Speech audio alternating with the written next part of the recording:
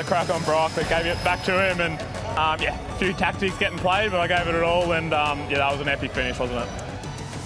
2025 obviously started in the best possible way in Sydney. Probably didn't end the way that Sydney looked like. How do you review your season overall? Like you said, it started so well. We kind of used that momentum into the first half of the year, which really kind of set us up to get us into the finals. But when it mattered at the end of the year, we just weren't really quick enough. So it was probably a little bit frustrating with how quick we were at the start of the year. But all in all, it was an okay year, but we wanted more. The rhythm of the year, was it different considering there was that build-up towards finals? Some people said they were focusing a lot more on finals than others. Did you find that the rhythm of the year felt a little bit different to usual? Yeah, definitely. You had people, trying things through the year. If they were safe into the finals, you can try some things and take some risk. Where other people had to push to get into the finals. And then I found, after Bathurst, when it all reset, it was on again, where any other year you kind of get to, that 3/4 point in the year, and there's really only 2 or 3 guys that can win a championship. So I thought it was really cool how it kind of reset and just kind of energized the championship again. So looking at this year, obviously pretty much the same finals format. Do you and Tickford take that similar approach of thinking a lot more about how to be competitive in the finals rather than just making it there? Do you think there's scope for that to be a difference in your 2026?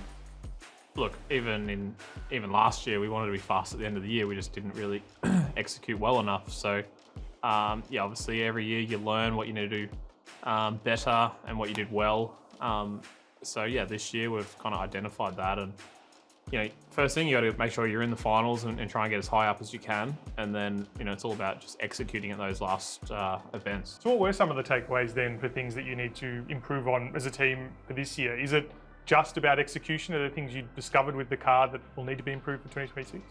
It's probably just having a bit of raw pace, really, at those tracks at the end of the year. We just weren't really quick enough. I think we can kind of do everything else okay. We can manage a race, strategy, all those things we're not too bad at. It's just having a fast car at those particular tracks, which traditionally we've actually been quite strong at. So it was a bit of a weird one for us that we weren't competitive at those tracks, but that's okay, you learn. I feel a bit embarrassed, but I should offer you congratulations as you walked into the room for this interview, obviously on birth of your child. Oh, thanks.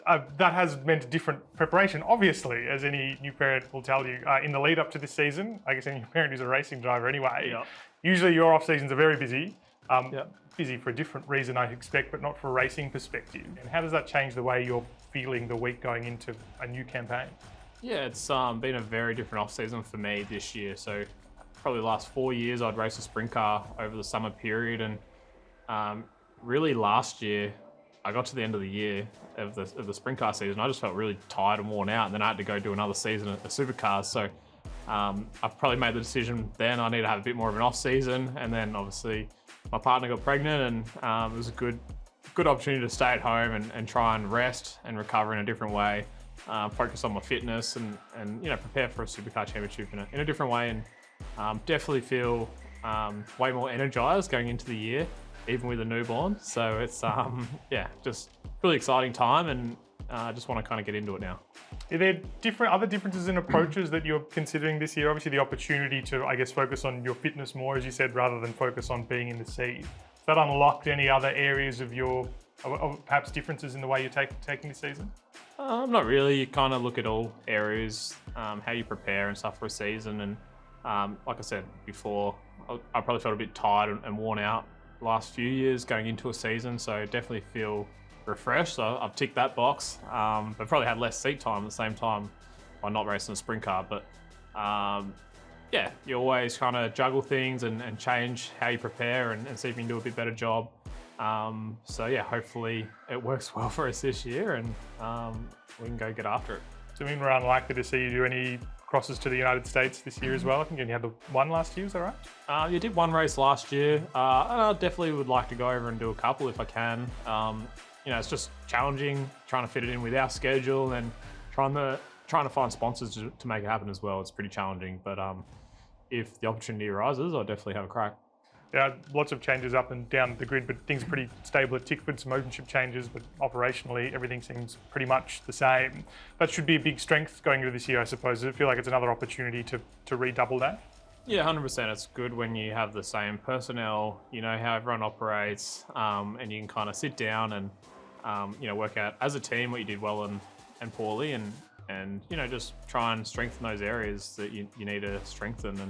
And it's a lot easier when you have those same people there, so you don't have any more, unknowns going into the new year. So I think, for Tickford, it's a good place to start the year with that, and hopefully we can make a couple of those improvements that we need to and go get after it.